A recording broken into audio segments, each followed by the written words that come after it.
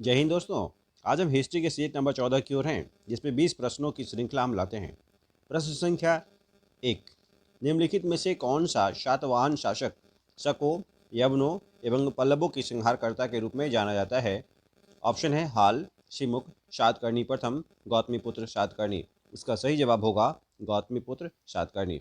इस प्रश्न से संबंधित कुछ और भी जानकारी आप रखें। सातवाहन शासक वंश के जो महानतम शासक गौतमीपुत्र सातकर्णी थे, जिनको शको, यवनों और पल्लवों का संहारकर्ता कहा गया है। इसका शासनकाल 106 से लेकर के 130 ईस्वी माना जाता है। इसे इस वंश का द्वितीय संस्थापक माना जाता है। यह अपने वंश का 23वां राजा था और अपने आप को वेनाकटक स्वामी भी कहा करता था। तो इतनी सारी जानकारी इस प्रश्न से संबंधित आप रख सकते हैं। प्रश्न संख्या 2 की ओर है। गुप्त शासकों में से किसने विक्रमादित्य की उपाधि धारण की थी? समुद्रगुप्त, चंद्रगुप्त द्वितीय, स्कंदगुप्त, उपरोक्त में से कोई नहीं। इसका सही जवाब होगा चंद्रगुप्त द्वितीय। इस प्रश्न से संबंधित और भी जानकारी आप रखिए। गुप्त सम्राट चंद्रगुप्त द्वितीय, जिनका कार्यकाल 380 से लेकर 412 ईस्वी है, गुप्त वंश का महानतम शासक था, जिसने शकों को परास्त कर विक्रमादित्य की उपाधि धारण की थी। चंद्रगुप्त द्वितीय विष्णु का अनन्य भक्त था। उसकी सर्वप्रिय उपाधि परम भागवत थी। इसके शासनकाल में 9 रत्नों का उल्लेख भी मिलता है। तो इतनी सारी जानकारी इस प्रश्न से संबंधित आप रख सकते हैं। प्रश्न संख्या 3 की ओर है। पुलकेशिन द्वितीय ने हर्ष के सेना का सामना जिस नदी के तट पर किया था, वह नदी थी रावी, ताप्ती, नर्मदा, कृष्णा। इसका सही जवाब होगा नर्मदा। इस प्रश्न से संबंधित और भी जानकारी आप रखिए। चालुक्य वंश के शासकों में पुलकेशिन द्वितीय सर्वाधिक योग्य और प्रतापी राजा था।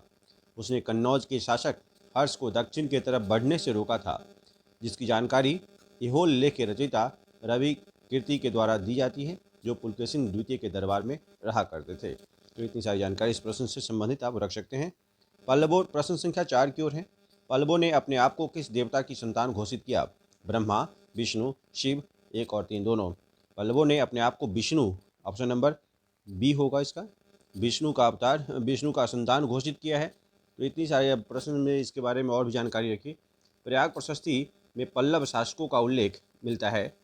सिंह विष्णु अपने जिसे अवनी सिंह की उपाधि धारण की थी, वह इस वंश का एक सार्वभौम शासक था। वह वैष्णव धर्म का अनुयायी भी था। पल्लवों के लेख से पता चलता है कि वह अपने आप को विष्णु का संतान मानते थे। प्रश्न संख्या 5 की ओर है। त्रिशक्तियों राष्ट्रकूट, प्रतिहार एवं पाल के आपसी द्वंद्व का केंद्रीय शहर कौन था? उज्जैनी, कन्नौज, कांची, पाटलिपुत्र। इसका सही जवाब होगा कन्नौज। इस प्रश्न से संबंधित कुछ और भी जानकारी रखिए। त्रिकूट संघर्ष की शुरुआत प्रतिहार नरेश वत्सराज ने कन्नौज के आयुध शासक इंद्रायुध को परास्त किया था। तत्कालीन कन्नौज राजनीतिक रूप से व्यापारिक दृष्टिकोण से अत्यंत ही महत्वपूर्ण था। इसे प्राप्त करने के लिए प्रतिहार नरेश वत्सराज, पाल नरेश धर्मपाल एवं राष्ट्रकूट नरेश ध्रुव संघर्षरत रहे थे।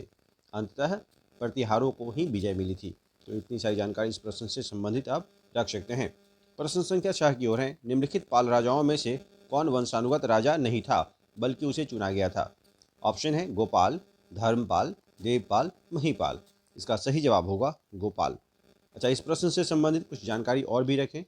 शशांक की मृत्यु के बाद बंगाल में फैली अराजकता से ऊबकर बंगाल के प्रमुख नागरिकों ने गोपाल नामक एक सुयोग्य सेना नायक को अपना राजा बनाया, जिसने एक नवीन राजवंश की स्थापना की थी, जिसे पालवंश कहा गया। गोपाल ने 750 ईस्वी से 770 ईस्वी तक बंगाल पर शासन किया। धर्मपाल, देवपाल तथा महिपाल उसके उत्तराधिकारी थे। तो इतनी सारी जानकारी इस प्रश्न से संबंधित रख सकते हैं। प्रश्न संख्या 7 की ओर है। निम्नलिखित में से किस चोल शासक ने कावेरी नदी के मुहाने पर अपनी राजधानी स्थापित की एवं इसका नाम गंगाई कोंड चोलपुरम रखा? राजराज, राजेंद्र प्रथम, राजेंद्र द्वितीय, राजाधिराज द्वितीय। इसका सही जवाब होगा राजेंद्र प्रथम, ऑप्शन नंबर बी।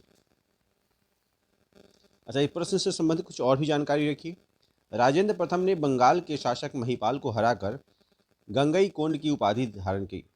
अच्छा, इसके उपलक्ष्य में उसने गंगई कोंड चोलपुरम, जो कि तिरुचिरापल्ली जिले में एक राजधानी की स्थापित की। तंजौर के प्रसिद्ध शैव मंदिर बृहदेश्वर का निर्माण भी राजराज प्रथम के समय में ही हुआ था। इतनी सारी जानकारी इस प्रश्न से संबंधित आप रख सकते हैं। प्रश्न संख्या 8 की ओर है। महाबलीपुरम की तथाकथित रथ शिल्प के साथ किसका नाम विशेष रूप से युक्त है? सिंह विष्णु, महेंद्र बर्मन, नरसिंह वर्मन द्वितीय, परमेश्वर बर्मन। इसका सही जवाब होगा option number C, Narasimha Varman द्वितीय। अच्छा, इस प्रश्न से संबंधित कुछ और भी जानकारी रखिए। पल्लव शासक नरसिंह वर्मन द्वितीय, जिसने राज सिंह भी कहा जाता था, उसने कांची के प्रसिद्ध कैलाश नाथ मंदिर व सिद्धेश्वर मंदिर तथा महाबलीपुरम के समुद्र तटीय मंदिर का निर्माण करवाया था, जिसमें उसने रथ शिल्प का प्रयोग किया। रथ शिल्प में धर्मराज रथ सबसे अधिक प्रसिद्ध है और इनका निर्माण कठोर चट्टानों को काटकर बनाया गया है। तो इतनी सारी जानकारी इस प्रश्न से संबंधित आप रख सकते हैं। प्रश्न संख्या 9 की ओर है।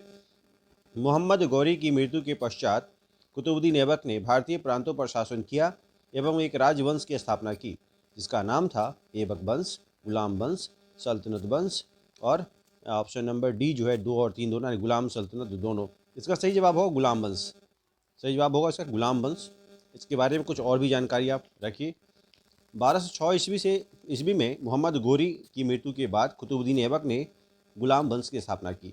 1206 ईस्वी से 1290 ईस्वी तक भारत पर तुर्की शासकों के शासन को फारसी इतिहासकारों में मुइज़्ज़ी, कुतुबी, शमसी और बल्लवनी वर्गों में विभाजित किया है। कुतुबुद्दीन को लाख बख्श की उपाधि प्राप्त थी। उसके समय में लाहौर ही राजधानी रही थी। तो इतनी सारी जानकारी इस प्रश्न से संबंधित रख सकते हैं। प्रश्न संख्या 10 की ओर है। तुगलकाबाद शहर का निर्माण करवाया था मोहम्मद बिन तुगलक द्वारा, गयासुद्दीन तुगलक द्वारा, फिरोज शाह तुगलक द्वारा, इनमें से कोई नहीं। इसका सही जवाब होगा, याद रखिए, से फिरोज शाह तुगलक, गयासुद्दीन तुगलक, गयासुद्दीन तुगलक। इसका सही जवाब होगा गयासुद्दीन तुगलक। तुगलकाबाद शहर के बारे में गयासुद्दीन तुगलक के द्वारा। इस प्रश्न से संबंधित और भी जानकारी रखिए। तुगलकाबाद शहर की स्थापना गयासुद्दीन तुगलक ने दिल्ली स्थित पहाड़ियों पर करवाया। इस नगर में एक दुर्ग का निर्माण कराया गया, जिसे 56 कोट के नाम से भी जाना जाता है। इसी किले के अंदर उत्तरी भाग में सुल्तान का पंचभुजीय मकबरा कृत्रिम झील के भीतर स्थित है। इसके निर्माण में लाल पत्थरों तथा संगमरमर का प्रयोग किया गया है। तो इतनी सारी जानकारी इस प्रश्न से संबंधित रखिए। प्रश्न संख्या 11। तराइन के द्वितीय युद्ध के पश्चात तुर्की शासक के अंतर्गत जो क्षेत्र हस्तांतरित हो गया था वह कौन सा था? दिल्ली, पूर्वी राजस्थान, पश्चिमी राजस्थान, एक और दो, दोनों। इसका सही जवाब होगा दिल्ली एवं पूर्वी राजस्थान दोनों। इस प्रश्न से संबंधित और भी जानकारी रखिए। 1191 ईस्वी में तराइन का प्रथम युद्ध हुआ था, जिसमें मोहम्मद गौरी की पराजय हुई थी। लेकिन द्वितीय युद्ध के पश्चात जो क्षेत्र हस्तांतरित हुए थे वह था दिल्ली और पूर्वी राजस्थान। तो इतनी सारी जानकारी इस प्रश्न से संबंधित अब रखिए। प्रश्न संख्या 12 की ओर है। सूची 1 की मिलान सूची 2 से कीजिए और सही उत्तर का चयन कीजिए। यानी आपको सूची 1 को सूची 2 से मिलाना है।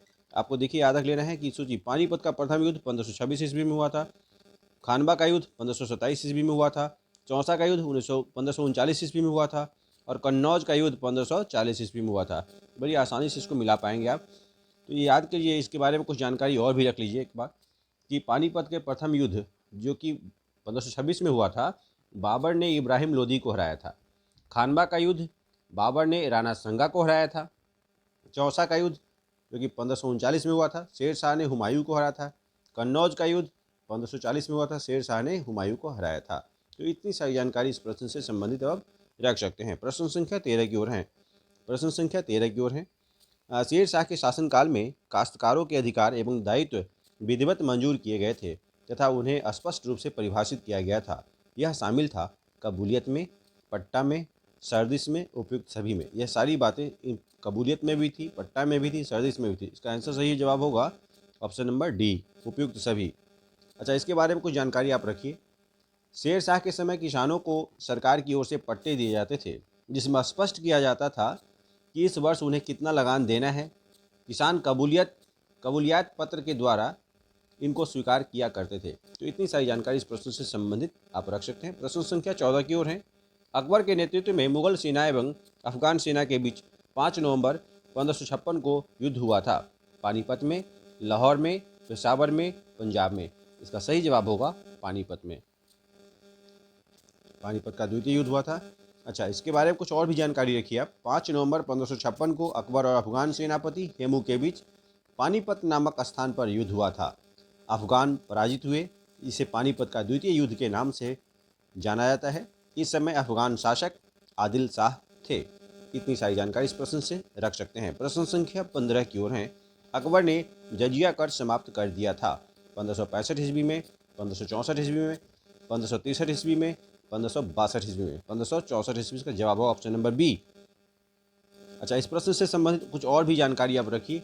अकबर ने अपनी धार्मिक उदारता के तहत अनेक कार्य किए, जिसमें उसने 1562 ईस्वी में दास प्रथा बंद कर दी, 1563 ईस्वी में हिंदुओं पर लगने वाला तीर्थ यात्रा कर समाप्त कर दिया तथा 1564 में जजिया कर को भी समाप्त कर दिया था। तो इतनी सारी जानकारी इस प्रश्न से संबंधित रख सकते हैं। प्रश्न संख्या 16 की ओर है। नूरजहां किसकी पुत्री थी? ख्वाजा मोहम्मद शरीफ की, मलिक मसूद की, मिर्जा गियास बेग की, उपयुक्त में से कोई नहीं। इसका सही जवाब होगा मिर्जा गियास बेग की, ऑप्शन नंबर सी। अच्छा, इस प्रश्न से संबंधित कुछ और भी जानकारी आप रखें।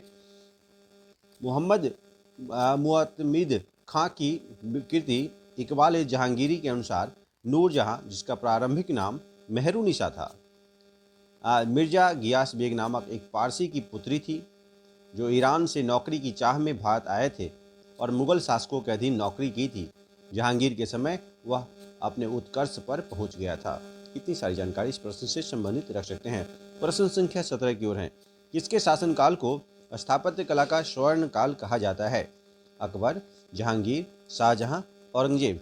इसका सही जवाब होगा शाहजहां। अच्छा, इस प्रश्न से संबंधित कुछ और भी जानकारी अब आप रख सकते हैं। मुगलकालीन इतिहास में स्थापत्य कला की दृष्टि से शाहजहां के काल को स्वर्ण काल माना जाता है।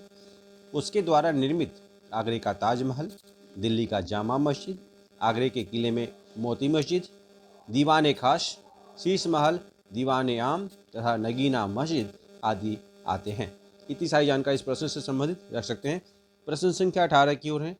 निम्नलिखित में से किसे भारतीय कृषक वर्ग का प्रथम आम विद्रोह कहा जा सकता है?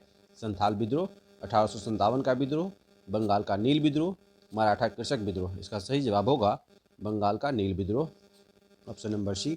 इस प्रश्न से संबंधित कुछ और भी जानकारी। संथाल विद्रोह 1856 ईस्वी में राजमहल जिले में अंग्रेज अधिकारियों के शोषण और दुर्व्यवहार के कारण हुआ था, जबकि 1859 ईस्वी में दिगंबर विश्वास और विष्णु विश्वास के नेतृत्व में बंगाल में हुआ विद्रोह प्रथम आम विद्रोह कहा जाता है। इतनी सारी जानकारी इस प्रश्न से संबंधित रख सकते हैं। प्रश्न संख्या 19 की ओर है। कानपुर में 1857 के विद्रोह का नेतृत्व किसने किया था? जीनत महल ने, बख्त खान ने, तात्या टोपे ने, नाना साहब ने। इसका सही जवाब होगा नाना साहब, ऑप्शन नंबर डी, जो कि राइट वन है। इस प्रश्न के बारे में कुछ और भी जानकारी रखी। कानपुर अंग्रेजों के हाथ से 5 जून 1857 को निकल गया। नाना साहब को पेशवा घोषित किया गया।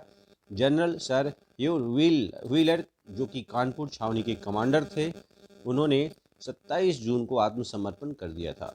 इसी समय नाना साहब को तात्या टोपे की सहायता प्राप्त हुई थी। तो इतनी सारी जानकारी इस प्रश्न से संबंधित रख सकते हैं। प्रश्न संख्या 20 की ओर है, क्योंकि इस सेट का आखिरी सवाल है। निम्नलिखित में से किसने काकोरी कांड मुकदमे का सामना नहीं किया था? अशफाक उल्लाह खां, राजेंद्र लहरी, रोशन सिंह, चंद्रशेखर आज़ाद। इसका सही जवाब याद रखिए, अशफाक उल्लाह खां, राजेंद्र लहरी, रोशन सिंह, चंद्रशेखर आज़ाद। इसका सही जवाब है ऑप्शन नंबर 4, चंद्रशेखर आज़ाद। इस प्रश्न से संबंधित कुछ और भी जानकारी रखिए। यूपी के क्रांतिकारियों ने सहारनपुर लखनऊ लाइन पर काकोरी जाने वाली रेलगाड़ी को 9 अगस्त 1925 को सफलतापूर्वक लूटा। इसके नेता राम प्रसाद बिस्मिल, रोशन लाल, अशफाक उल्लाह खां को फांसी दे दी गई, जबकि चंद्रशेखर आज़ाद पुलिस की गिरफ्त से बच निकले थे। तो इतनी सारी जानकारी इस प्रश्न से संबंधित रख सकते हैं। धन्यवाद।